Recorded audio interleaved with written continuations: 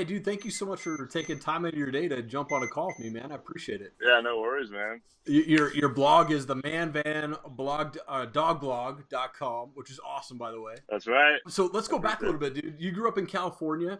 Was there an age that you decided or knew that you wanted to be an NFL player, or did you always want to be an NFL player? Yeah, I mean, I didn't always want to be an NFL. I was an athlete kind of growing up, but nothing really fit. I had terrible hand-eye coordination. Like I had the Okay. athleticism. I think it's because I skateboarded and I played a lot of like extreme sports. I grew up in Southern California, which is a big part of that environment. So I was always athletic. I just never did the hand-eye coordination. But then I went out for high school football my freshman year and I fell in love with it. Yeah. And I remember like halfway through my first year, I was, it was kind of raw. I didn't really know what I was doing. And there was one play I remember specifically. I kind of latched onto this guy and I drove him like 20 yards downfield and I put him on his back.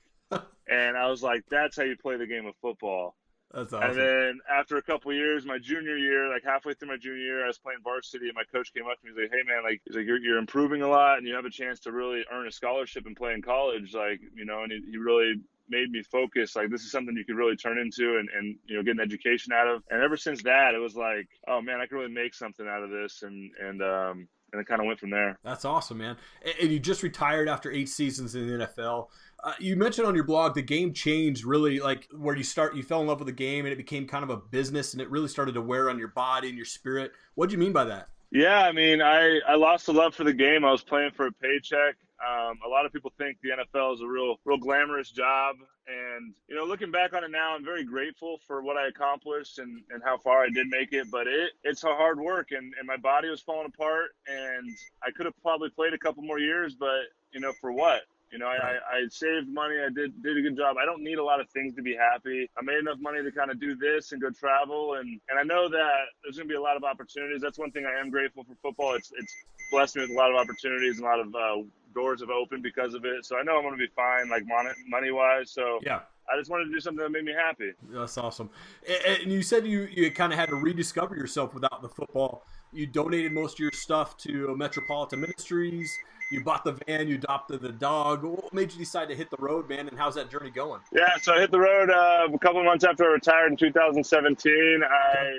I knew I wanted to do a road trip. I didn't really know it was going to turn into this big thing. I knew I wanted to start the blog to kind of share the experience and hopefully inspire some people. Yeah.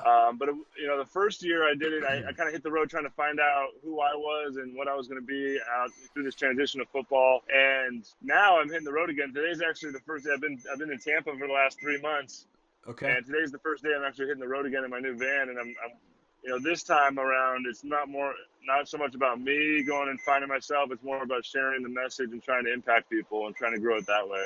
Man. So it's definitely trying to find my purpose outside of football, and I've kind of found a little bit.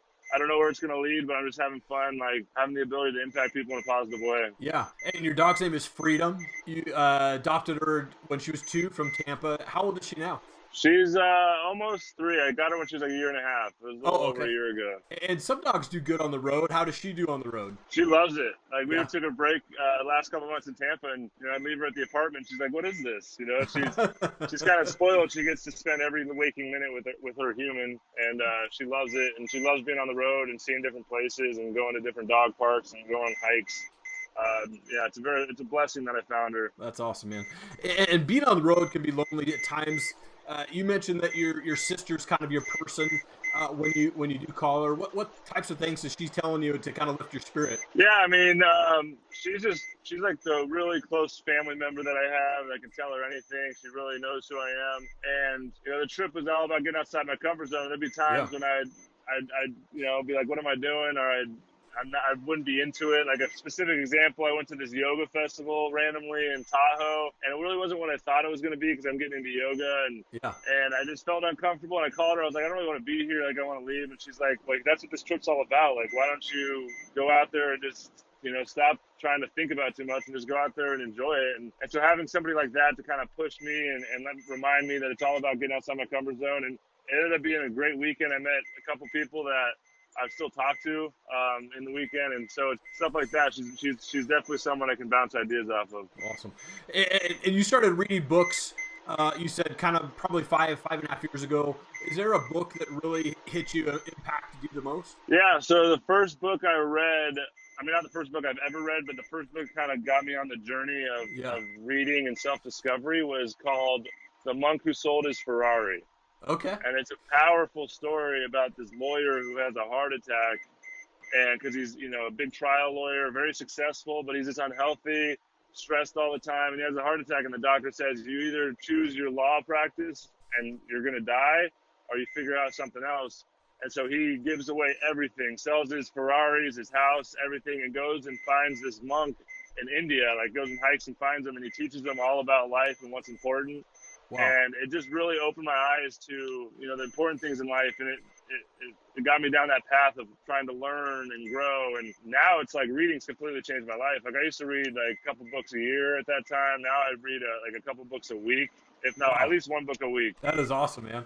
And you talk a lot about yoga and keto diet. How has yoga and keto really changed your life? Yeah. So, I mean, after football, obviously my body was torn up, as you can imagine. Yeah. And high inflammation.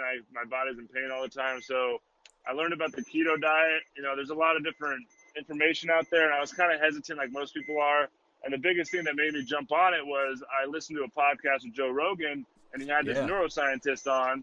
And the neuroscientist actually practiced keto. He was on the keto diet, and he did a bunch of research on it, and how he started talking about how they're using it to treat traumatic brain injuries. And with football and all the CTE stuff coming out, I wanted to be proactive. And I was like, if anything that can help my brain heal itself and be proactive, I want to try it. And when I got on it, like I could feel the mental clarity, the energy. I didn't need naps anymore. I just felt better.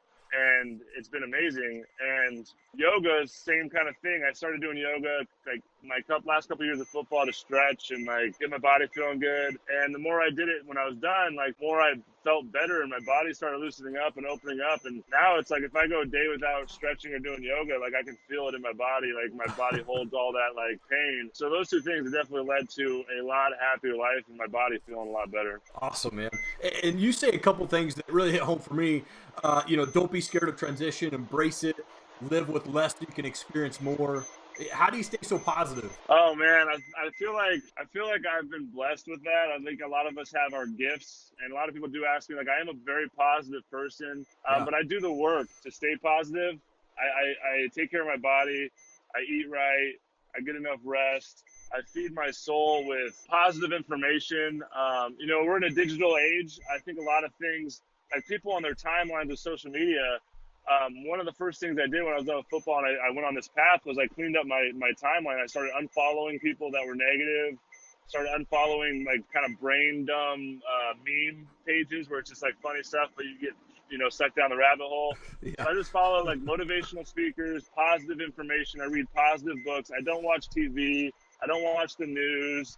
I mean, it's just all these fear-based cycles that they want you to live in fear and they make you think the world's a big scary place. But if you just take that out, a lot of people think it doesn't affect them. Like if you watch the news, you know, that doesn't affect me. It's like, no, that like subconsciously you're like, it literally like shoots your cortisol levels up. I mean, there's science behind it. So like just kind of getting rid of the negativity and feeding your soul with positivity helps a lot. Yeah, that's awesome, man. And I think I read that your goal is to hit 48 states in the van. Your website list is about halfway there. Have you been to Idaho yet? I drove through Idaho, so I didn't really get to spend any time there, it was beautiful, and I've heard amazing things. Is that where you're from? Yeah, I live in Coeur d'Alene, Idaho, so North Idaho. Nice. So I was going to say, if you're ever up in this area, man, dinner's on me. Please stop by. Would love to hang out and buy a dinner. Absolutely. I'd love that. And do you have an end date of being on the road, or you just kind of going until you kind of feel like you don't want to? Yeah, I don't know, man. I don't like traveling during the cold, so that's why I went back to Tampa during the winter. So I'm probably going to go up until next winter and kind of reevaluate and see how the trip goes, because I know it's going to lead to some crazy cool opportunities. I'm going to meet a lot of people. I'm going to do a little bit more journaling this year, and hopefully I'm going to write a book eventually. Cool. And keep track of this trip a little more. And I'd love to write a book and share my experience and my travels. And you know, it's all going to lead to something big. I just don't know what that is yet, but I'm kind of just trusting the universe and trying to get rid of the resistance and just enjoy it. Yeah, absolutely, man. Well, hey, do you care if we do some rapid fire questions real quick on you? Yeah, it's like one-word answers or what? Yeah, man, or whatever you got, dude. So, you're a Okay. music guy. Do you have a favorite band, favorite type of music that you listen to on the road? I like the Revivalists. Is probably my favorite band right now. Okay. I do like EDM, BPM stuff, like Yeah. electronic music, because it kind of gets me in a trance when I'm driving. Okay. But yeah, favorite band is the Revivalists. Nice. I'll have to check them out there. Do you have a favorite cheat meal? Favorite cheat meal? Yeah. Oh man, like probably blueberry pancakes. Okay. Okay. Awesome. Yeah. And what's the best part about being on the road, man? The freedom, man, absolute freedom. I love driving. A lot of people don't like driving; they like flying. But when you can see the space between cities and like connect how the whole country is laid out, it's pretty special. Not a lot of people get that opportunity. Yeah. Yeah. Last question for you. How fast does that Honda Ruckus go? It's supposed to go up to 40, but with my big ass on there, it's like 32 to 35. That's awesome, man. That's awesome. Yeah.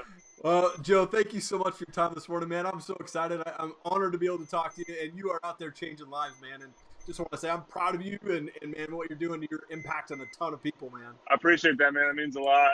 And anytime you want to catch up, just let me know, man. Thanks again, Joe. Have a great day. Drive safe, man. Sounds good, buddy. I'll talk to you later. Thank you so much for watching the show. Please subscribe to our channel. Would really appreciate that. If you could please give us a follow on Facebook, Instagram, and Twitter as well. And please check back. We're always bringing on awesome people for the Top Rated MMA show and entrepreneurs, world changers, and success-minded people for the Bearded Biz show. Thanks so much. Have an awesome day.